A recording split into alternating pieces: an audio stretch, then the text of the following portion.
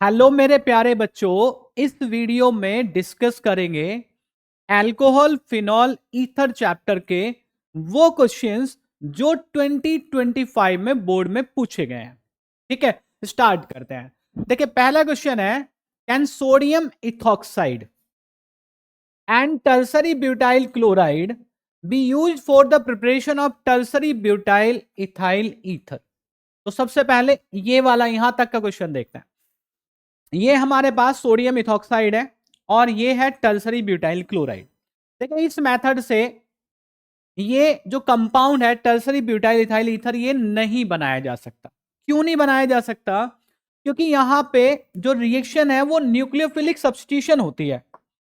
अब reaction nucleophilic substitution होगी तो यहां पे ये कंपाउंड इस पे अटैक करना चाहिए, लेकिन यहां बल्कि ग्रुप होने की वजह से ये जो कंपाउंड है यानी कि एल्कोक्साइड आयन है ये अटैक नहीं कर पाता। न्यूक्लियोफिलिक सब्स्टिट्यूशन रिएक्शन ना होके एलिमिनेशन रिएक्शन हो जाती है और एलिमिनेशन रिएक्शन होने के बाद आपको जो कंपाउंड मिलता है वो एल्कीन मिलता है। लेकिन आपको चाहिए क्या? Tertiary butyl ethyl ether. तो उसने कहा है कि आप justify your answer by suggesting the appropriate starting material required for the preparation of tertiary butyl ethyl ether. ठीक है, तो कैसे करेंगे? यहां पे जो एल्काइल पार्ट है, जो सोडियम एल्कोक्साइड होता है हमारा, उसमें जो एल्काइल पार्ट है वो हमने बड़ा लेना होता है।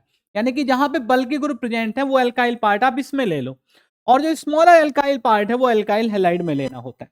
इस तरह से टर्सरी ब्यूटाइल इथाइल ईथर बनाना है तो इस तरह से रिएक्शन आप कराएंगे, तो फिर जो कंपाउंड बनेगा आपका वो आपका टर्सरी ब्यूटाइल इथाइल ईथर ही बनेगा इस रिएक्शन से। ठीक है बेटा, ये रिएक्शन इस तरह से हो जाता है। न्यूक्लियोफिलिक सब्स्टिट्यूशन रिएक्शन यहां पे होती है। ठीक है, विलियमसन सिंथेसिस है ये, इंपोर्टेंट मेथड है।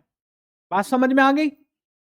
इसमें आगे कहा कि give the IUPAC name of above mentioned ether. जो ईथर आपने प्रिपेयर किया है इस ईथर का आईयूपीएसी नेम आपको बताना है। तो कैसे बताएंगे आप? देखो यहां पे 1, 2 और 3, तो सेकंड पोजीशन पे मिथाइल आपका प्रेजेंट है और सेकंड पोजीशन पे आपका इथॉक्सी प्रेजेंट है। तो कंपाउंड का जो नाम होगा वो होगा 2 इथॉक्सी 2 मिथाइल प्रोपेन। 3 कार्बन है तो प्रोपेन, ये आईयूपीएसी नेम होगा जो टर्सरी ब्यूटाइल इथाइल ईथर आपका बना है। नेक्स्ट क्वेश्चन है, what happens when phenol is treated with Br2 water. और दूसरा कंपाउंड कौन सा लिया? Concentrated HNO3। यानी कि फिनॉल की रिएक्शन आपको ब्रोमीन वाटर के साथ दिखानी है, फिनॉल की रिएक्शन कॉन्सेंट्रेटेड नाइट्रिक एसिड के साथ दिखानी है। ब्रोमीन वाटर के साथ जब रिएक्शन होती है तो यहां पे ऑर्थो, दोनों ऑर्थो और जो पैरा पोजीशन है उस पे ब्रोमीन आ जाता है। कंपाउंड बनता है 2,4,6 ट्राई ब्रोमोफिनॉल। ठीक है बेटा, ये कंपाउंड बना। यहां कॉन्सेंट्रेटेड नाइट्रिक एसिड के साथ फिनॉल की रिएक्शन कराते हैं तो तीनों पोजीशन पे नाइट्रो ग्रुप इंट्रोड्यूस हो जाता है। ये आपका बनता है 2,4,6 ट्राई नाइट्रो फिनॉल। अब ये जो कंपाउंड है बेटा इसका जो कॉमन नेम है वो पिक्रिक एसिड है। 2,4,6 ट्राई नाइट्रोफिनॉल को पिक्रिक एसिड भी आप कहते हैं। ठीक है, ये रिएक्शन हो गई, ये क्वेश्चन हो गया आपका। इसके बाद why phenol does not undergo protonation easily. Protonation का मतलब होता है हाइड्रोजन आयन को एक्सेप्ट करना। अब हाइड्रोजन आयन को फिनॉल एक्सेप्ट क्यों नहीं कर पाता? क्योंकि देखो जो ऑक्सीजन, फिनॉल का जो ऑक्सीजन है उसके जो electron pair, lone pair of electrons हैं वो यहां रेजोनेंस में इस तरह से इन्वॉल्व हो जाते हैं, तो H+ को एक्सेप्ट करने के लिए वो अवेलेबल नहीं होते। तो क्या आंसर होगा कि जो ऑक्सीजन पे लॉन पेयर ऑफ इलेक्ट्रॉन्स हैं वो हाइड्रोजन आयन के लिए इजीली अवेलेबल नहीं है। दैट्स वाई जो फिनॉल है does not undergo protonation easily. ठीक है बेटा, इसके बाद which is stronger acid, phenol और क्रिसॉल। फिनॉल और क्रिसॉल में स्ट्रॉन्गर एसिड कौन है? दोनों एसिडिक कैरेक्टर शो करते हैं। देखो फिनॉल का आयनाइजेशन इस तरह से होगा, फिनॉक्साइड आयन बनेगा, हाइड्रोजन आयन बनेगा।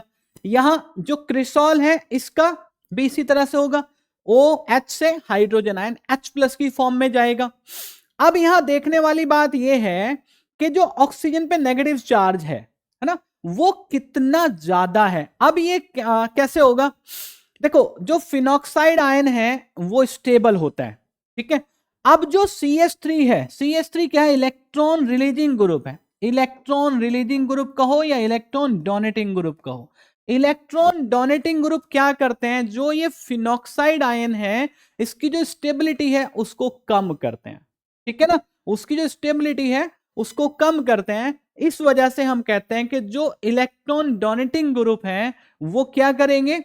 एसिडिक स्ट्रेंथ फिनॉल का कम करेंगे, ठीक है।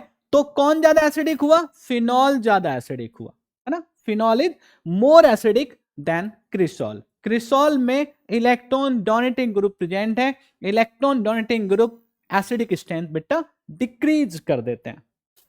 नेक्स्ट क्वेश्चन है आपका, what happens when phenol react with bromine in CH2 और कॉन्सेंट्रेटेड नाइट्रिक एसिड, ठीक है। तो देखो जब ब्रोमीन फिनॉल के साथ रिएक्शन करता है CH2 में, तो फिर तीनों पोजीशन पे ब्रोमीन नहीं आता, ऑर्थो पोजीशन पे आता है और पैरा पोजीशन पे आता है, और जो मेजर प्रोडक्ट होता है वो बेटा पैरा वाला होता है, ठीक है। इस तरह से कंपाउंड बनेगा। और यहां कॉन्सेंट्रेटेड नाइट्रिक एसिड के साथ जब रिएक्शन करेंगे फिनॉल की, तो तीनों पोजीशन पे नाइट्रो ग्रुप आता है, 2,4,6 ट्राई नाइट्रोफिनॉल, जिसको हम पिक्रिक एसिड भी कहते हैं। क्या कहते हैं? पिक्रिक एसिड भी कहते हैं, ठीक है। इस तरह से रिएक्शन हो जाएंगी। इसके बाद write the mechanism of alcohol reacting as nucleophile in a reaction with CH3+। Methyl carbocation है बेटा, ये मिथाइल कार्बोकेटाइन के साथ अल्कोहल की रिएक्शन बतानी है। देखो ये हमारा हो गया अल्कोहल और ये हो गया मिथाइल कार्बोकेटाइन। जो अटैक होगा वो इस तरह से होगा, ठीक है। जो अटैक होगा वो इस तरह से होगा। तो जब अटैक होके जो स्पीसीज बनेगा वो स्पीसीज बेटा ये रहेगा, CH3 CH2 OH है, तो ये O और ये H आप यहां पे दिखा दो, यहां आ जाएगा पॉजिटिव चार्ज, ठीक। CH3 जुड़ गया ऑक्सीजन के साथ। अब क्या होगा? अब ये जो हाइड्रोजन है, ये हाइड्रोजन H+ की फॉर्म में यहां से जाएगा, -H+, ठीक है। इस तरह से रिएक्शन होगी बेटा, न्यूक्लियोफाइल की तरह यहां अल्कोहल आपका बिहेव कर रहा है। तो ये न्यूक्लियोफिलिक अटैक है मिथाइल कार्बोकेटाइन पे। समझ आ गई बात? ये जो कंपाउंड है ये कंपाउंड आपका यहां पे बन गया। इसके बाद क्वेश्चन है, why phenol does not undergo reaction involving COH bond. Carbon oxygen bond क्यों ब्रेक नहीं होता फिनॉल में, ये क्वेश्चन है। तो बेटा यहां पे आपको रेजोनेटिंग स्ट्रक्चर्स फिनॉल के लिख के दिखाने हैं, और जब आप रेजोनेटिंग स्ट्रक्चर्स लिखेंगे इस तरह से, तो यहां आप देखोगे कि ऑक्सीजन और कार्बन के बीच में डबल बॉन्ड कैरेक्टर है, ठीक है। यहां पे डबल बॉन्ड कैरेक्टर होने की वजह से जो कार्बन ऑक्सीजन के बीच बॉन्ड है वो स्ट्रॉन्गर हो जाता है, और स्ट्रॉन्गर हो जाने की वजह से क्या होता है? ये बॉन्ड ब्रेक नहीं हो पाता, ठीक है। इसलिए जो फिनॉल है कार्बन ऑक्सीजन के बीच जो बॉन्ड बना है उसके क्लीवेज की वजह से ये क्लीवेज यहां पे नहीं होता। समझ आ गई बात? इसके बाद how can you distinguish between butane 1-ol and 2-methyl propane 2-ol by using HCl in the presence of anhydrous ZnCl2। देखो HCl और ZnCl2 का जो मिक्सचर होता है उसको हम कहते हैं लुकास रिएजेंट, ठीक। Lucas reagent is the mixture of HCl and anhydrous ZnCl2। अब ये जो आपका कंपाउंड है अल्कोहल, ये प्राइमरी अल्कोहल है और ये आपका सेकेंडरी अल्कोहल है, सॉरी टर्सरी अल्कोहल। तो प्राइमरी अल्कोहल के साथ रिएक्शन यहां दिखाई हुई है। देखो जब ये प्राइमरी अल्कोहल रिएक्शन करेगा तो यहां पे क्या बनेगा? यहां पे आपका बनेगा एक तो एल्काइल हैलाइड, और एल्काइल हैलाइड जो बेटा ये बनेगा वाटर के अंदर।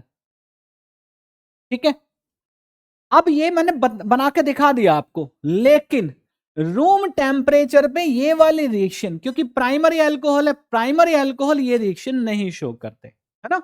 तो primary alcohol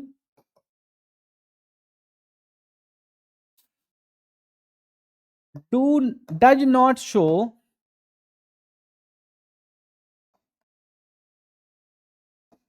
this reaction at room temperature.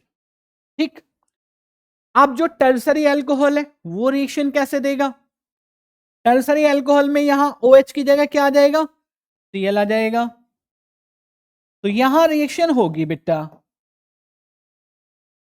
ठीक है, यहां रिएक्शन होगी, और यहां रिएक्शन होगी। इसमें एक चीज और आपको ध्यान रखनी है, क्योंकि जो एल्काइल हैलाइड है वाटर के साथ है, और वाटर और एल्काइल हैलाइड जब मिक्स होते हैं तो यहां पे जो सॉल्यूशन बनता है वो हैजी सॉल्यूशन बनता है, टर्बिड सॉल्यूशन बनता है, धुंधलापन यहां पे रहता है।